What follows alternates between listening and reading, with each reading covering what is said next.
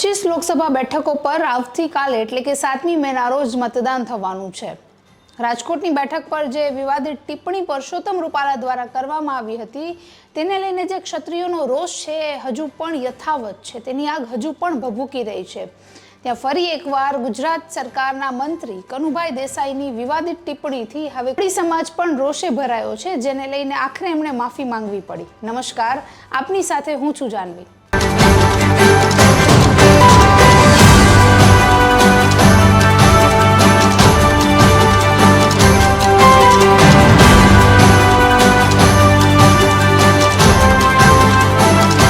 થોડા દિવસ પહેલા જ કનુભાઈ દેસાઈએ જાહેરમાં એક વિવાદિત નિવેદન આપ્યું હતું। તેઓએ કહ્યું કે કોળી કૂટાય અને ધોળી ચૂંટાય। તેમના આ વિવાદિત નિવેદનને લઈને કોળી સમાજમાં ખૂબ જ આક્રોશ જોવા મળી રહ્યો છે।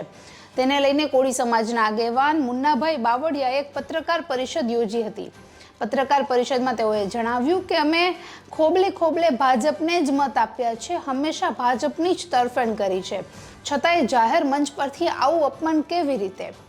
તેમણે વધુમાં એવું પણ જણાવ્યું કે જે રીતે કનુભાઈએ જાહેરમાં અમને અપમાનિત શબ્દથી ઉલ્લેખ્યા છે, તેવી જ રીતે તેઓ જાહેરમાં માફી પણ માંગે।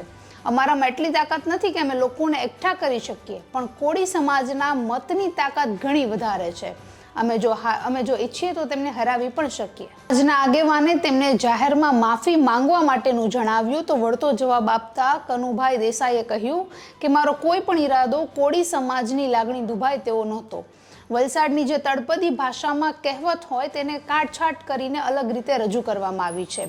તે વખતે કોળી સમાજના જે આગેવાનો હતા તે કાર્યક્રમમાં હાજર હતા। તમે વિડીયો ફરીથી જોશો તો કદાચ એમાં એવા કોઈ શબ્દ નથી કે જેનાથી કોળી સમાજની લાગણી દુભાઈ શકે। એવું પણ જણાવ્યું કે હું વર્ષોથી કોળી સમાજની સાથે રહ્યો છું અને ઘણી બધી સક્રિય રીતે મેં તેમને ટેકો આપવાનો પણ પ્રયત્ન કર્યો છે, છતાં પણ મારા કોઈ પણ વચનથી કે વાણીથી એમની લાગણી દુભાઈ હોય તો હું બધા જ કોળી સમાજની માફી માંગુ છું। આ અંગે અખિલ ભારતીય કોળી સમાજના ઉપપ્રમુખ પ્રવીણ સોલંકીએ પણ પ્રતિક્રિયા આપતા જણાવ્યું કે આ રીતે નાણામંત્રી દરજ્જાના વ્યક્તિ કોઈ આવી ટિપ્પણી કરે તો એ ચલાવી ન લેવાય।